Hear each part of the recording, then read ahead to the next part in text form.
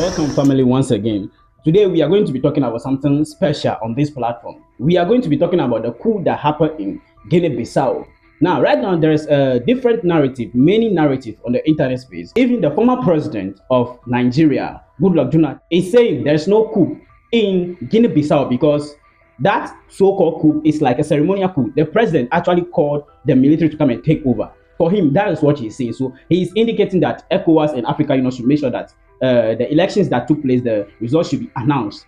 Now, what is actually going on? Let's look at it and see what the world did not want you to know, or what African leaders does not want you to know. We are going to look at certain things. This is Yawa Day TV, and if today is your first time being on this platform, just make sure you like the video and subscribe to the channel. Let's dive right into the details.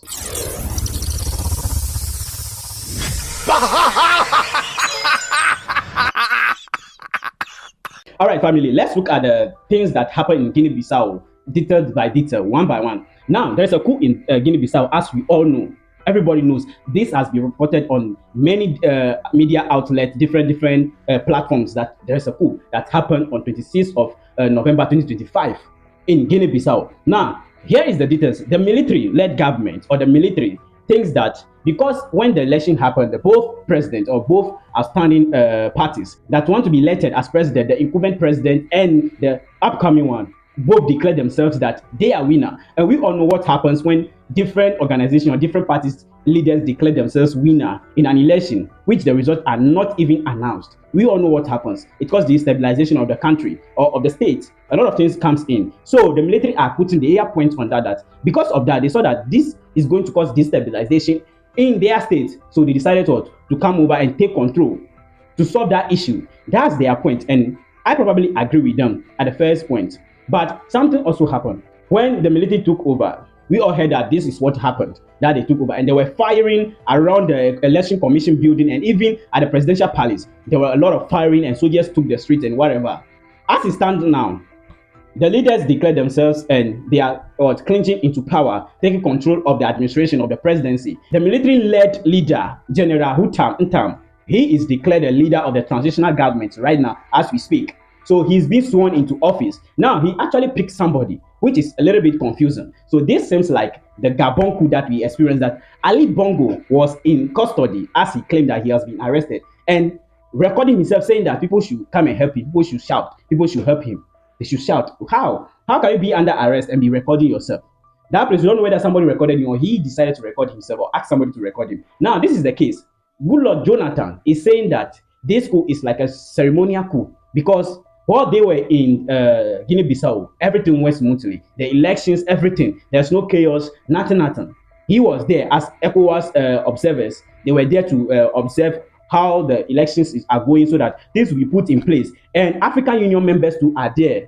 Some of the selected members who are there to oversee the election so that things will be put in the actual perspectives. So when the results were collated and everything, he saw that the president called that he is being arrested, which does not seem so. You're under arrest and you are making call. How? So ECOWAS should look at that, listen to his speech. Basically, what happened in Guinea-Bissau is quite disturbing to me, who believes in democracy.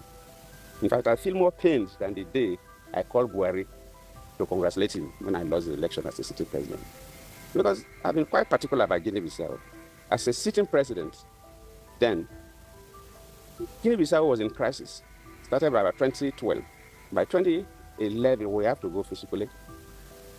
We worked with them and made sure that by 2014, we went 2013, elections were conducted.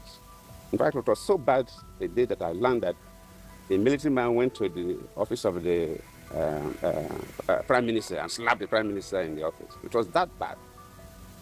And what is happening is like we are going back to those dark days of Guinea-Bissau, where the military can do whatever they think they can do. It's totally not acceptable. The elections were done peacefully. We were in the field. I was a part of the West African Elders Forum. Normally, we are not co-observers, so we didn't deploy observation teams across, but we observed within Bissau, the capital, and the neighboring settlements. But during the meeting of all heads of observation missions, and they gave accounts of all the observers gave their account. Nobody gave something different. The elections were peaceful. Conduct of the electoral officials, the security, the party agents, the voters. It was a good election. and one expected the result to be announced. Then while they were collating the results, then they are finished collating results. Results are, for presidential election are collated at different levels. The 9 regions, results were ready. So they were collating them at the capital. And when they were almost through, and we're all waiting for the result to be announced, then Mbello announced that there's a coup, that they have taken over, they have arrested him. But from all indications, nobody arrested him. My conviction is that, and my charge to ECOWAS and AU is that they must announce that result.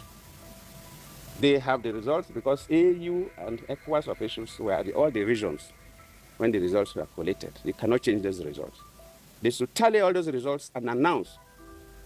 They cannot force the military out, but they must announce, let the world know who won that election. Let the world know who won that election. And they owe the world that responsibility. Now, I hope you get it right. So you can clearly see that this is fishy. It's like the leaders don't want us to know something or don't want you to know something here. And moreover, the population of Guinea-Bissau, people are saying they don't want coup. They don't want a military government. As they are saying now, highest population of them don't want any military government or whatever. This Guinea-Bissau is since 1974, after they gained independence from Portugal, they have experienced series of coup d'etat in the country. Series of them. So this country actually is being tagged as one of the drug dealers' place to lie low, and one of the place where many of export of drugs or whatever happens. So this place is also like a danger zone as we see it. So right now, the transitional president, General Hota Nta, is being sworn in as the president, the transitional president, as you can see. Surrounded by the country's top brass, General Horta Nta adjusting to his new role. He's the new strongman following a coup. The military seized power just as election results were about to be announced. The man named the new president of transition says the army stepped in to stop outside forces from destabilizing the country. The intense activity was carried out by well-known drug traffickers who, taking advantage of the electoral process, sought by all means to infiltrate, manipulate, and ultimately capture Guinea-Bissau's own democracy.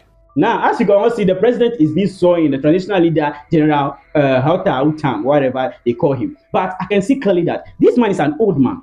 Critically, it seems Africa has a way of repeating, always putting the old, those who are maybe have some few years to die. Excuse me to say this. This man is very old to be a president or whatever. So, critically, like I said, this man is just clinging to power. They claim because of this stabilization that may happen to the country, both sides are declaring themselves that they are the winner of the election once the results were not announced. That's why they came to take over, to seize the power and control the country and make sure that things are put in place. But putting an old man there, it means like the military wants to do what they feel like doing. Are you getting me? They want to cling into power in some desperate way. Because look at this man, very old, as you can see, very old. But that's it. And he also did something that made people are talking. He actually selected a prime minister, which is a close ally to the president, Sisolo Embalo. So selecting this man as a prime minister, that's what people say, this is like a scripted thing, or somebody is pulling the string somewhere. Are you getting me? Well, how can you select a close ally to a president which you claim you overthrown, become a prime minister? What do you want to tell us? So in other words, when you look at Goodluck Jonathan, the former president of Nigeria's West, that this is a ceremonial coup d'etat because the president actually called the military to come and take over. Then you can see that there's something happening here. There's something that they don't want us to know. Yeah, I critically say that. I critically want to know more about that. What are your thoughts? If you think this is a ceremonial coup d'etat or there's no coup in Guinea-Bissau, but as you can see, a president is being sworn in. So there's actual coup in Guinea-Bissau where a transitional leader is being sworn in. But if you think this is a mix-up coup d'etat, or they just want to do the coup d'etat as what happened in Gabon, as we can see what actually transpired in Gabon, even things are going on, we can see the mistakes that are there. What do you think? If you think there's something that everybody must know, drop it in the comment section. Now, ECOWAS is prepared to send the standby forces, the standard forces into Guinea-Bissau if the negotiations fail. If negotiation fails, they are going to do the needful. And ECOWAS and African Union condemned the Guinea Bissau coup. They don't want any coup to happen in Guinea-Bissau. Now let's look at what is on the list. This news platform said the Economic Community of West African States, ECOWAS, has suspended Guinea-Bissau from all decision-making bodies following the 26th November military coup, demanding the immediate restoration of constitutional order and threatening to sanction against the coup leaders. During an extraordinary virtual session, the regional bloc's head of state, chaired by Sierra Leone President Julius Maada Bio, strongly condemned the ousting of President Umaro Sissoco Embalo and called for immediate release of all the detained officials. The ECOWAS Mediations and Security Council appointed a high-level mediation team comprising President Faure Gnassingbé Togo, Joseph Maria Perel Neves, Cape Verde, and Bassirou Diomaye Faye, Senegal president, accompanied by the ECOWAS Commission president, Omar Elio Toro. The commission is tasked with engaging the coup leaders and ensuring that the National Election Commission promptly announces the results of the 23rd November presidential election. And right now, the disposed president is in Senegal, in exile. The disposed president was safely evacuated to Dakar. Senegalese government announced. The operation was coordinated by Senegalese President Bassirou Diomaye Faye with the support of a specifically chartered aircraft. Senegal maintained continuous contact with Guinea-Bissau political and military authority, facilitating the release of Embalo and his associates and other detained political figures, as well as ensuring the safety of international missions in the country. So right now, we all know that President Sissoko Embalo of Guinea-Bissau is safe, and he's right now in Senegal. He and his officials are now in Senegal, and they have done that by due process. There's no harm that are before them. Now, there's something also. The transitional president that are sworn in right now has been sworn in for just a period of 1 year, and he is promising to combat terrorism, combat drug trafficking, and whatever in Guinea-Bissau, as you can name it. Now, ECOWAS has condemned the coup, as we all know. ECOWAS said the military should return to their camp.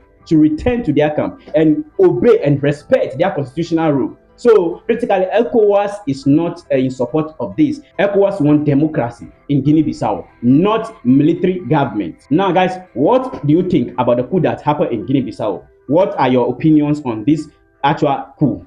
We all know ECOWAS have condemned the coup. Do you think ECOWAS can solve this problem of Guinea-Bissau, the coup in Guinea-Bissau? Because for years, we know ECOWAS is not capable of solving anything. As I can see so far, I don't know, you also have seen that ECOWAS is not capable of solving any African nation's problem. They are only there as a bloc, as we can see, named ECOWAS. They are not in any position solving any problem in any other countries. What do you think? That's my opinion. What do you think as an individual? Drop your opinion in the comment section. Thank you for watching this platform.